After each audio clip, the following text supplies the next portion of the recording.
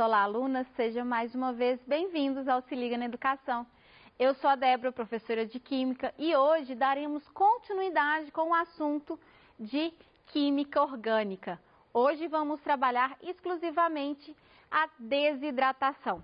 Bom, então, como vimos na primeira semana desse ciclo, revimos todos os mecanismos das reações passadas e agora estamos trabalhando com as reações de desidratação, ok? Então, vamos seguir.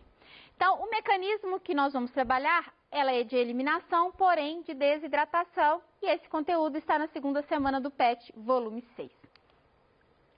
Antes de começarmos a trabalhar um pouquinho sobre a reação em si, o seu mecanismo, eu quero trabalhar um pouco com vocês a respeito do plástico. Você já parou para pensar em tudo que tem de plástico na sua casa?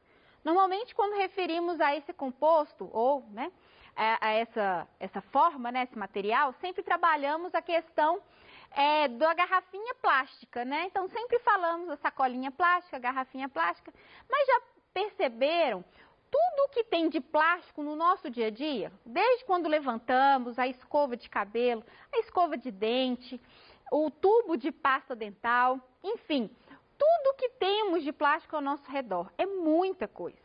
E eu pergunto a vocês, do que é feito plástico? Do que normalmente é feito plástico? Então, um dos elementos, uma das substâncias de formação do plástico é o polietileno. Ele é o plástico mais importante da indústria e ele é o mais usual.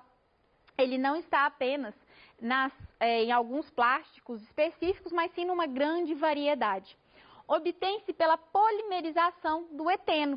Então, o que é isso? O eteno é como se fosse um quebra-cabeça. Ele é uma pecinha de várias pecinhas. Só que ao contrário de um quebra-cabeça, onde nós temos pecinhas diferentes, todas as pecinhas aqui são iguais. Então, a polimerização é quando eu faço a replicação dessas pecinhas, todas ligadinhas umas nas outras. Então, isso é a polimerização, ok? Então, eu tenho um eteno repetindo várias vezes. E aonde ele é obtido? Normalmente, ele é obtido da nafta, daquele petróleo que é refinado. E essa nafta, ela possui vários alcanos e é feito, então, a reação de eliminação no alcano para formar, então, esse alceno, o eteno, ok? Então, nós temos aqui algumas coisas para se discutir. Primeiro, o alto consumo do plástico, ou seja, existe uma demanda industrial muito grande para a produção desse material. E ainda a dependência do petróleo, porque como nós retiramos esse hidrocarboneto, esse alcano, justamente da nafta petroquímica, então é justamente dessa dependência que nós temos ali uma grande questão, porque o petróleo, como nós sabemos, ele não é uma fonte inesgotável. Existe um fim, nós não chegamos nele, mas existirá um fim. Então, se discute muito essa questão de como melhorar a produção dos plásticos de acordo com essa demanda, sem prejudicar tanto o nosso ambiente.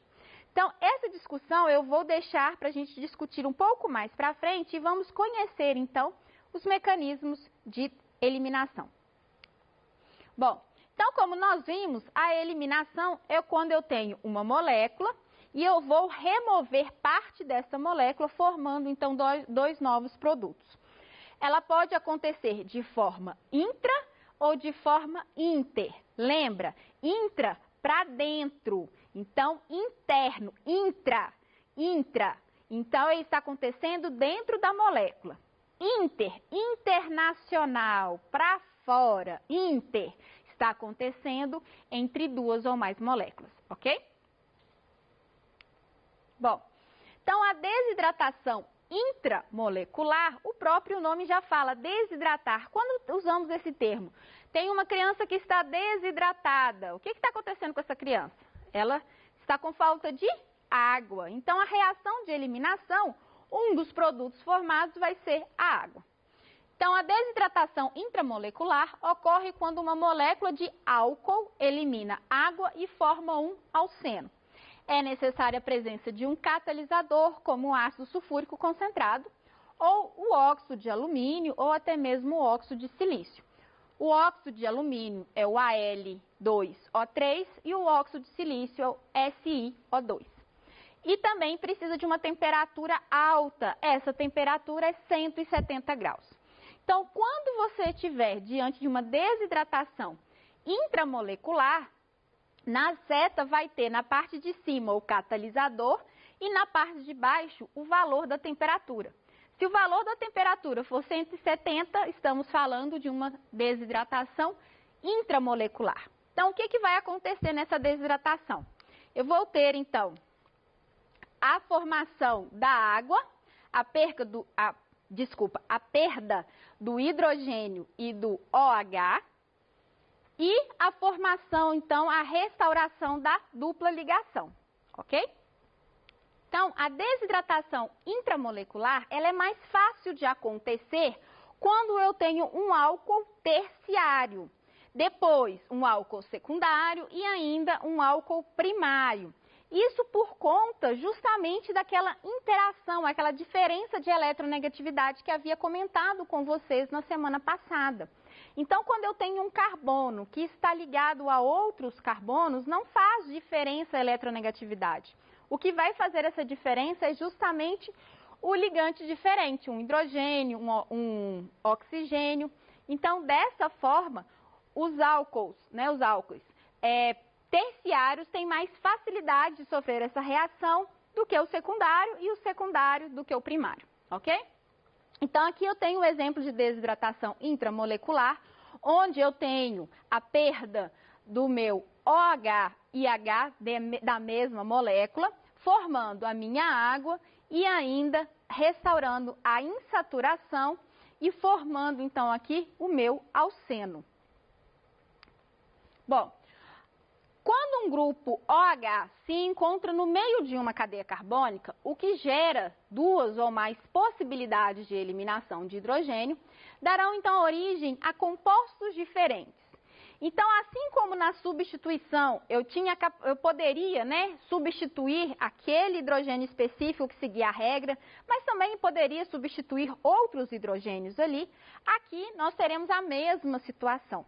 Então, aqui a situação é a seguinte, eu tenho uma cadeia carbônica, eu tenho um OH e tenho duas possibilidades de carbonos vizinhos para perder o seu hidrogênio.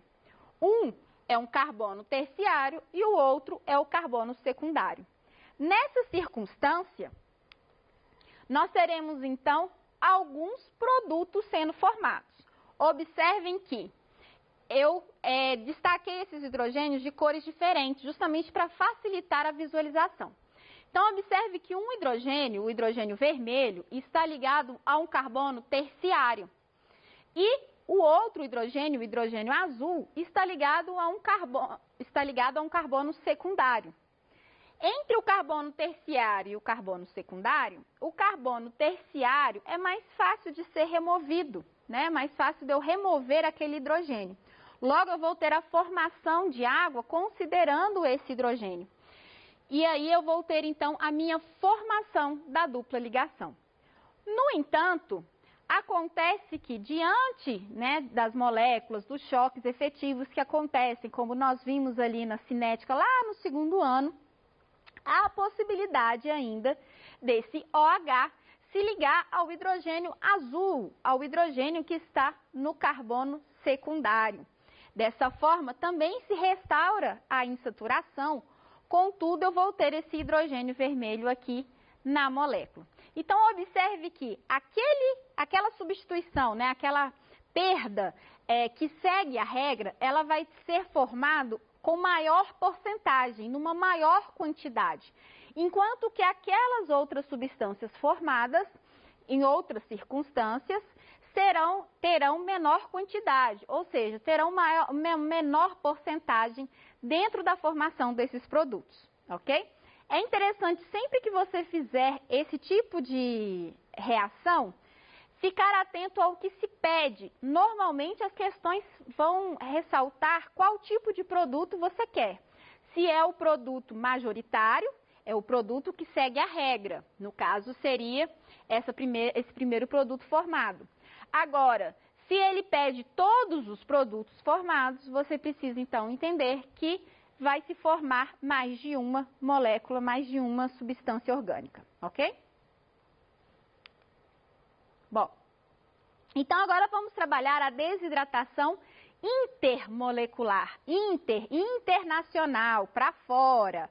Então a ela vai acontecer quando uma molécula de álcool eliminar água e formar éter. Então, vamos recapitular. Na ou seja, quando é dentro da molécula, nós temos a formação de água e, isso mesmo. E agora, quando estamos trabalhando com a nós temos a formação de água e, isso aí. Então, olha só. É necessário a presença de um catalisador. Então, da mesma forma, teremos a presença de um catalisador. Porém, ela acontece com temperaturas mais baixas, a 140 graus. Então, observe aqui, eu tenho dois álcoois que vão se ligar. Então, eu tenho aqui um OH azul e o outro OH azul. Um desses carbonos vai perder o OH por completo e o outro vai perder apenas o hidrogênio.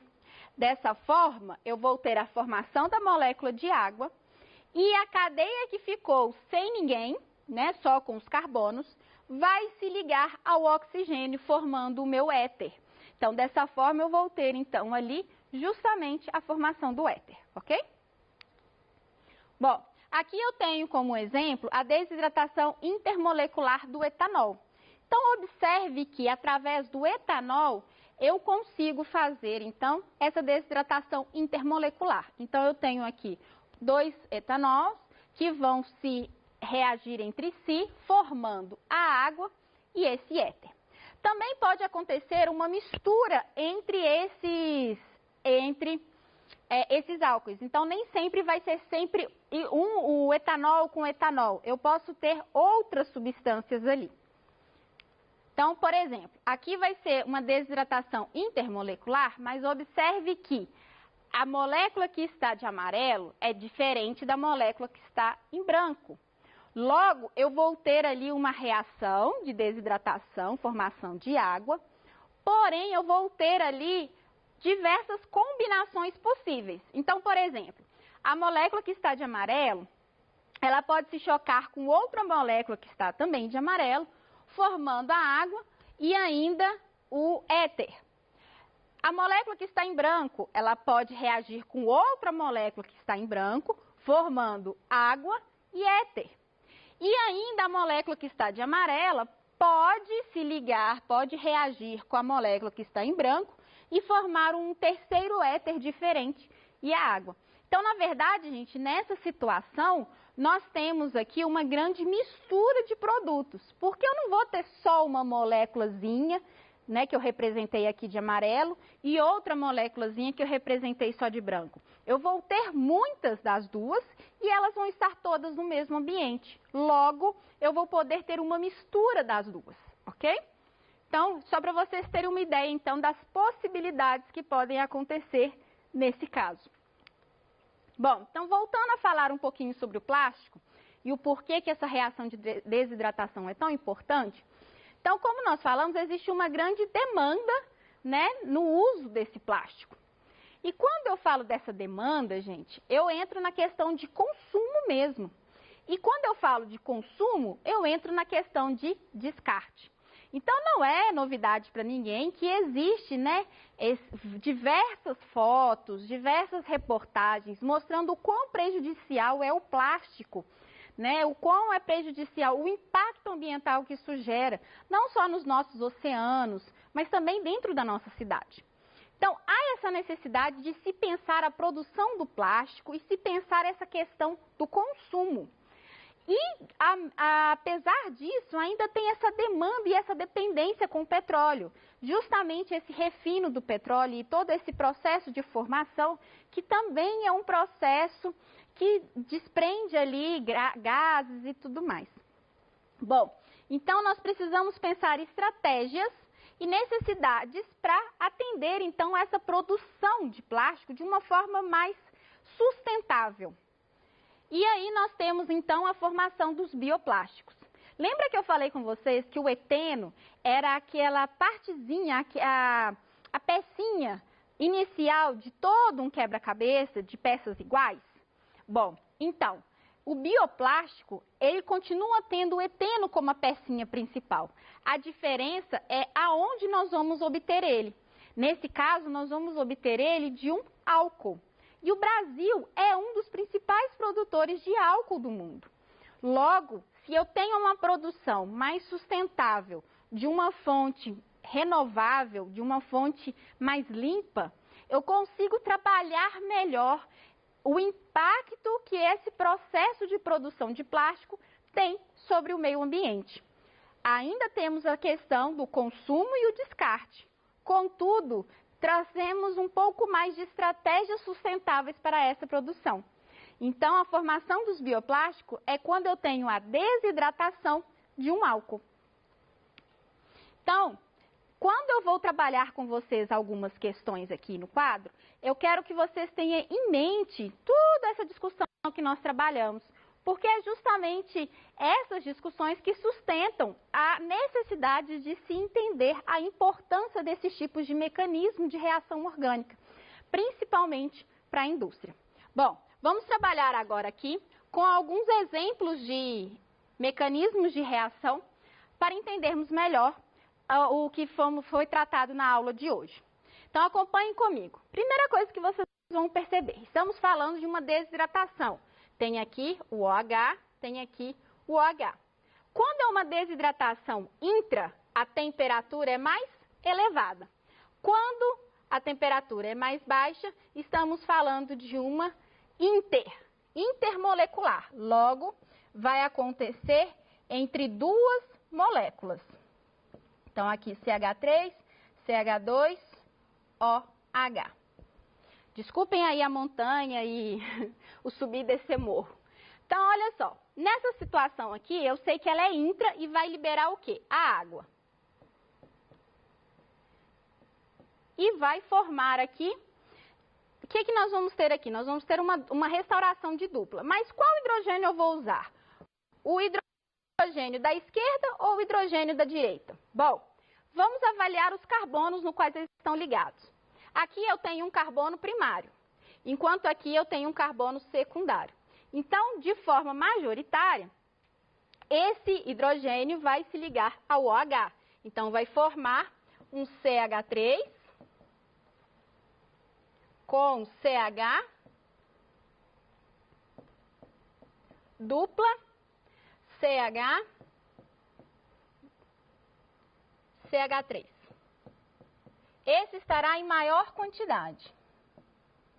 Mas ainda há uma outra possibilidade, que é o hidrogênio do carbono primário se ligar a ele. Dessa forma, eu também terei água e ainda eu terei CH3 ligado a um CH2. Por que CH2? Porque não houve ali a separação, né, a perda do hidrogênio. O CH dupla CH2. E esse daqui estará em menor quantidade. Ok? E ainda teremos agora a interação inter. Então, se eu tenho a interação entre essas duas moléculas, eu vou perder o hidrogênio em uma e no outro eu vou perder apenas o hidrogênio para a formação da minha água. E o restante da cadeia? Essa parte da cadeia que está sem ninguém agora vai se ligar ao oxigênio. Então, eu vou ter um CH3, CH2, ligado a um oxigênio, que estará ligado a um CH3 e, desculpa, CH2. Aqui é um CH2. CH2 e um CH3. Ok? Bom, dessa forma vocês percebem que para poder diferenciar intra e inter, eu preciso verificar a temperatura, ok? Bom, galera, no mais, eu quero agradecer a todos pela presença dessa aula. E se por acaso caso ficou alguma dúvida, não deixe de mandar para os nossos canais de atendimento. Vai ser um prazer tirá-lo do nosso momento do ao vivo. Até mais!